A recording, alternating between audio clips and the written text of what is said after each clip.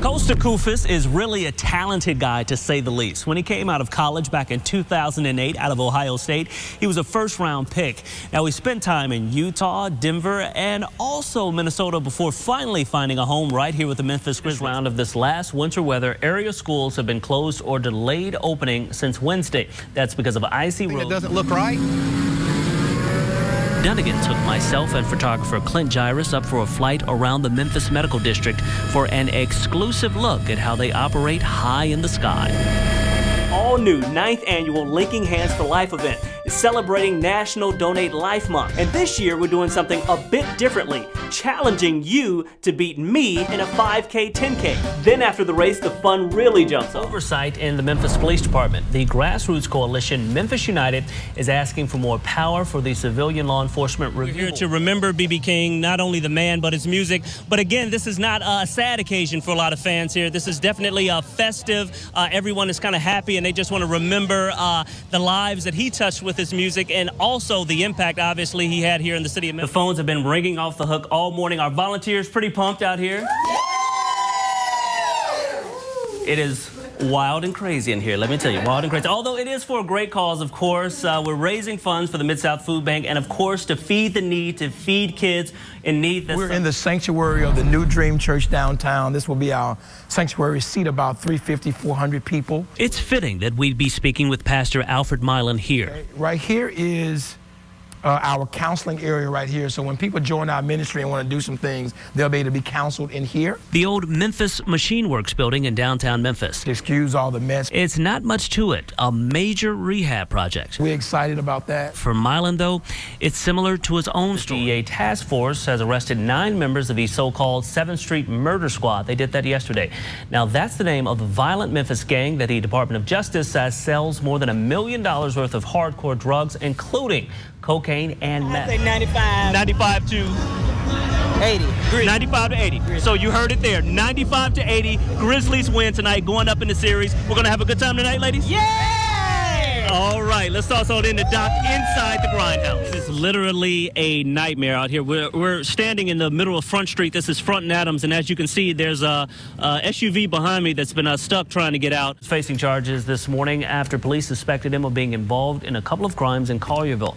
The teen is facing aggravated assault and aggravated robbery charges for an incident that happened last Thursday. Story to hear, just to imagine that this important piece of Memphis history, this important piece of American history may not be here today if it weren't for those Memphians who were kind of thinking ahead and say, hey, this place can be special. This place can be not only a place where we remember Dr. Martin Luther King, but a place where we can teach people about African-American history, where we can teach people about the civil rights struggle. Now to head out to East Memphis for this week's local cool school, Ridgeway High School. From academics to athletics, the arts, and everything in between, students and staff at the Shelby County School are proving to be a cut above the rest. You could have cash out there and not even know about it. States hold on to billions of dollars of property waiting to be claimed by its rightful owners, and scammers are trying to take advantage of that. Joining me now to talk about this unclaimed property, Randy Hutchison, President and CEO of the Mid-South Better Business. All of the volunteers come and all of the donations come, and basically what they do, they wrap up all of these great items here, whether it be, you know, those non-perishable food items or today those turkeys.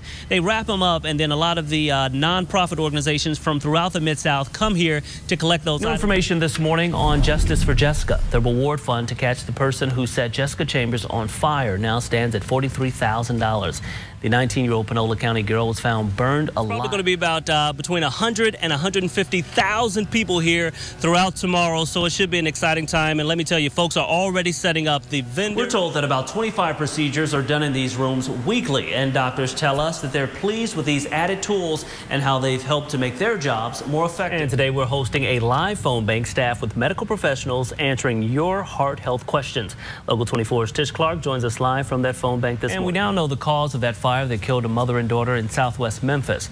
It also left another victim, a man recovering this morning with burns to his face and hands. Open my gift because it broke the bag early this morning. Okay, and that's Lawrence. So this is Lawrence to me here. Oh, no way. Oh, this is good. Oh, this is good. You guys. I like this. Oh, God, I love my popcorn, my Godiva chocolate. And it's a story about it. Every single morning, Rodney drinks McAllen. The young patients at St. Jude Children's Research Hospital and their families, music is also used to heal. It's all a part of the Healing Harmony program. Music therapist Amy Love is using her talents to help kids deal with so much to forget their cares, if only for a moment. So, Kiara, you're 6, right? Amy Love is not a doctor. Not. But for the kids she encounters every day here at St. Jude, Do you guys know the duck song? she's just as important. Ansley, do you want to tell them what the duck song's about? Just ask the father of 6-year-old Kiara Grinrod. We knew she was connected to it, and it really meant a lot. So a duck walked up to a lemonade stand. Just to see that progress and those walls coming down. Till the very next day, bum, bum, bum, bum, ba-da-dum. Kiara has been fighting cancer since late last year. It'll make my day. Oh. When she's here, though, all of that is forgotten. Please just don't hit him. I'm sure he doesn't like it. It's normal everyday stuff. You know, she's just playing music, singing fun songs, you know, having a good time, the stuff that can bring her day down, you know. That's what Satan sees. Some of the medicine and some of the chemo, it sets aside. And, you know, even when we're inpatient and chemo stuff, you know, the one person that can always bring her joy is, you know, Amy will bring her musical instruments. You go, Kiara. Amy Love's tools for treatment are a bit different. We're always looking forward to, okay, where's Amy? You know, she can bring some joy into the situation. It always helps. A guitar, drums, microphone. Ah, beautiful. Whatever it takes to make beautiful music and a bright smile. Anyone would be lying if they said that sometimes it's not difficult. But I think the benefit of what I'm doing and seeing these kids have positive and happy moments regardless of the outcome is so much more meaningful to me than maybe some of the more difficult times. That's another penny from Ponyville. Oh, man. 7-year-old Ainsley Smith described her daily treatment. I go to the medicine room, and even though they give me shots, Mommy and Daddy put some of the cream on me, the numbing cream, and it hurts, but I never move so they can do it okay. Parents like J.R. Smith benefit as well, That's cool. brimming with joy and snapping pics. You know why? Why is that? Because they say I'm so cute they can't stop. That's the best joy you can have. When you go day to day, just from going to clinic, the medicine room, inpatient, getting chemotherapy, to see her smiling, having a good time with other people is a blessing. I think it's the best job ever. I mean, I get to come in every day and put a guitar on and meet the most amazing patients and families. And he started to laugh. He laughed for a while. Spreading a bit of happiness, hope, and just like her last name, a bit of love as well. I don't have words for it. It's amazing. Nice job. What song should we sing now? And another interesting and emotional part of the program is the heartbeat therapy. Amy Love uses a special microphone to record a patient's heartbeat. She then creates a song over that heartbeat. If the young patient dies, the family has that music as a beautiful reminder and keepsake. Administrators at the hospital say the Healing Harmony program has been a great addition. Hey, how you guys doing? You know what? I don't know what I did to luck up to get this assignment, but you know this really wasn't work. We've been out here since about 4 o'clock this afternoon partying with all of the Grizzlies fans, and you know they were giving out these towels tonight. Of course, it's Memphis versus everybody. You gotta love that. And you know the fans were definitely hype. Everybody was loving it. And you know they were also giving out those Mike Conley masks, so everybody was pretty pumped to see Mike out here and the team playing great. And there were, believe it or not, a few crazy Oakland fans here. As a matter of fact, I met one guy that actually had Oakland tattooed across the front of his chest, and he actually pulled up his shirt and showed me. It was pretty scary. Ugly stuff, let me tell you. But the Grizzlies fans, you know, they were cool, calm and collected. They didn't let that guy kind of throw them off their game, and they were here to support the team, pretty hype. As a matter of fact, take a listen to some of the crazy fans that we met tonight. I'm going to be the peacemaker. There's no fighting in here. Oh, no, Grizzlies, no, hey, I got it. No, we're Plus- California West Coast in the house. Plus, Oakland, baby, hey, represent. oh, now here's a true fan. Oh my gosh, look at my face. We painted our faces at 10:30 this morning because my son's girlfriend, is like this makeup artist, So we've had it on all day, and it's sweating and but we're still here. We're so excited. Mike Conley is just such a beast, and he is just really rallied for the team, and I just wanted to show my support. So I thought, what was more intimidating than a bear? Yeah. So I put Grizz on my mask.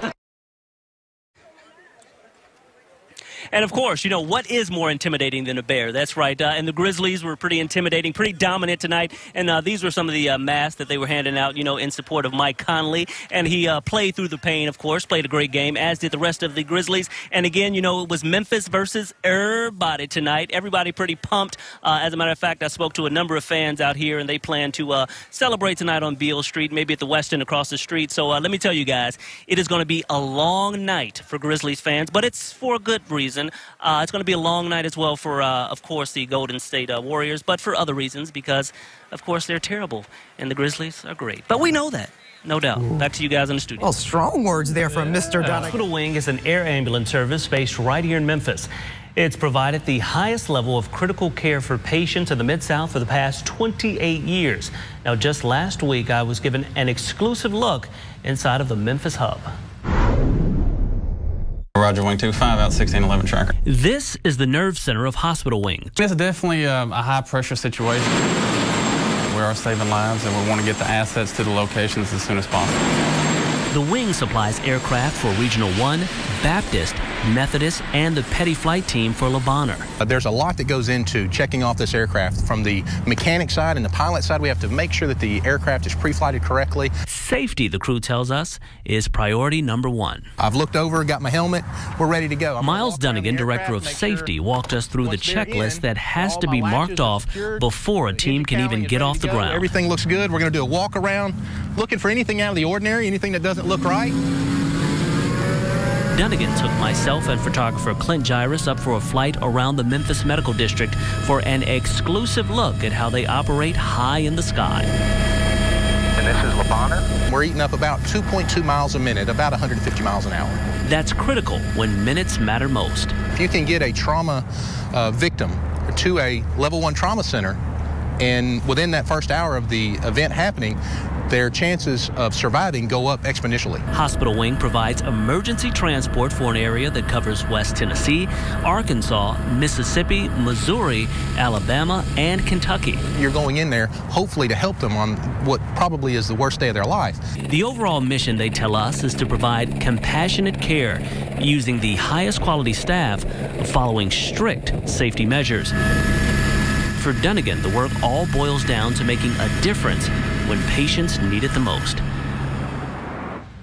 And the Hospital Wing has also put together a safety council that meets on a regular basis to provide input and recommendations for daily operations.